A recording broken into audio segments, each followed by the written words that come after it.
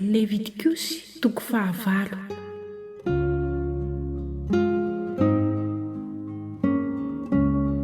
Ny nanokanana ny Arona sy ny zanany ho mpisorona. Ary Jehovah niteny tamin'i Mosesy ka nanao hoe: Alao Arona sy ny zanany, ary ny fitafiana sy ny diloilo fanosorana sy ny vantotr'ombilahy iray hatao fanatitra noho ny ota, sy ny ondrilahy roa, ary ny harona misy ny mofo tsy misy masirasira. Ary vorio ny fiangonana rehetra ho eo anoloan'ny varavaran'ny trano-lay fionana. Ary Mosesy nanao arak'izay nandidian'i Jehovah azy, dia vory teo anoloan'ny varavaran'ny trano-lay fionana ny fiangonana. Ary hoy Mosesy tamin'ny fiangonana: izao hatao izao no raharaha izay nandidian'i Jehovah. Ary Arona sy ny zanany dia nentin'i Mosesy nanantona ka nampandrony tamin'ny rano, dia nampiakanjony ny akanjo lava izy ary nasiany ny fehin-kibo, dia nampakanjony ny akanjo ivelany izy, ary ny efoda dia nataony tamin'ny, dia nasiany ny fehin-kibo momba ny efoda izy, ka nataony fehin'ny efoda tamin'ny izany. Ary ny sarotratra dia nataony tamin'ny, ka nataony tao ny orima sy ny tomima. Ary ny amama dia nataony teo andohany. Ary ny takela-bolamena ilay diadema masina dia nataony teo anoloany amin'ny hamama, arak'izay efa nandidian'i Jehovah any Mosesy. Ary nalain'i Mosesy ny diloilo fanosorana dia nosorany ny tabernakely sy izay rehetra tao ka no hamasininy. Dia namafaza ny impito teo ambonin'ny alitara ny diloilo, ary nosorany avokoa ny alitara mba amin'ny fanaka rehetra momba azy, ary ny tavy sy ny faladiany hahamasina azy. Ary nandidian'i teo amin'ny lohan'ny Arona ny diloilo fanosorana ka nanositra azy izy hahamasina azy. Ary dia nentin'i Mosesy nanantona koa ny zanaky Arona ka nampiakanjony akanjo lava, ary nasiany fehin-kibo, dia nampisatroiny arak'izay efa nandidian'i Jehovah any Mosesy.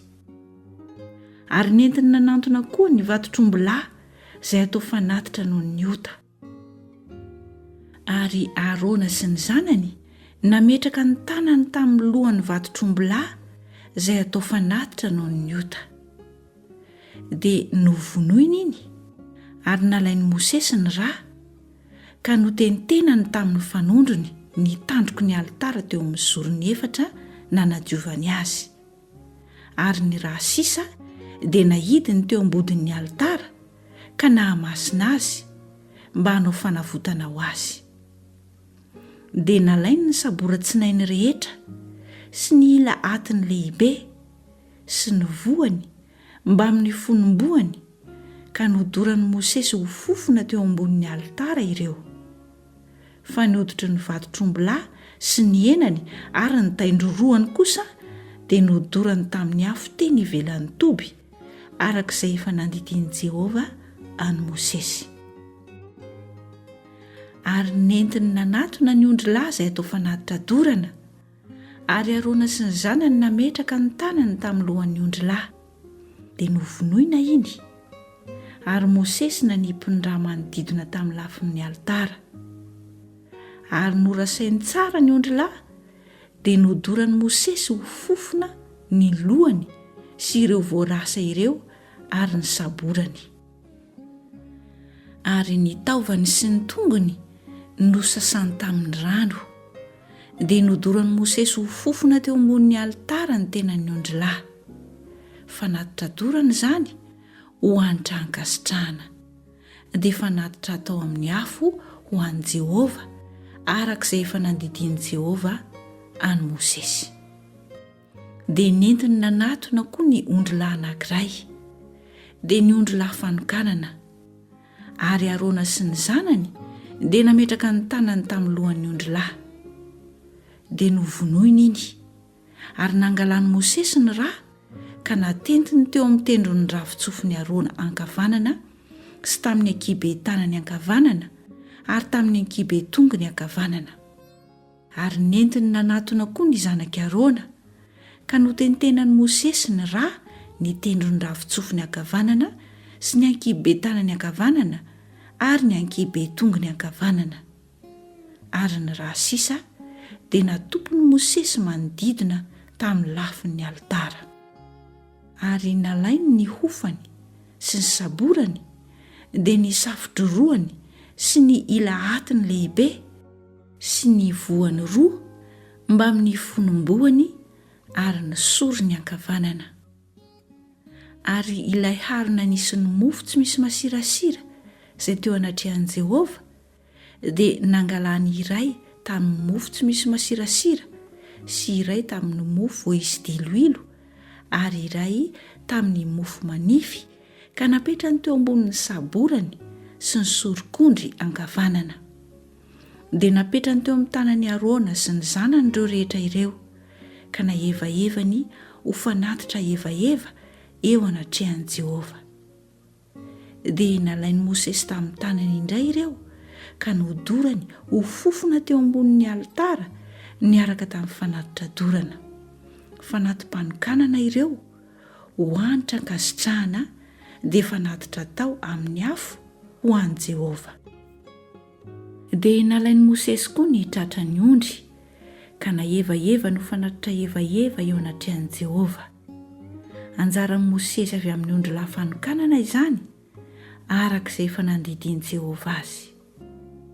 Ary nangalan'i Mosesy ny diloilo fanosorana sy ny rà izay teo ambonin'ny alitara ka nafafiny tamin'ny Arona sy tamin'ny fitafiny ary tamin'ny zanany sy tamin'ny fitafian'ny zanany koa. Dia nanamasina ny Arona sy ny fitafiny ary ny zanany sy ny fitafian'ny zanany koa izy. Ary ho Mosesy tamin'ny Arona sy ny zanany: andrahoy eo anoloan'ny varavaran'ny trano-lay fionana ny hena, ary eo no hinananareo azy mba amin'ny mofo izay eo amin'ny aron'ny fanatim-panokanana, araka izay nandidiko hoe Arona sy ny zanany no hihinana azy. Ary izay sisa amin'ny hena sy ny mofo dia hodoranareo amin'ny afo. Ary tsy hiala eo anoloan'ny varavaran'ny trano-lay fionana hafitoana ianareo, dia mandra-pahatapitry ny andro fanokanana anareo, fa hafitoana no hanokanana ianareo.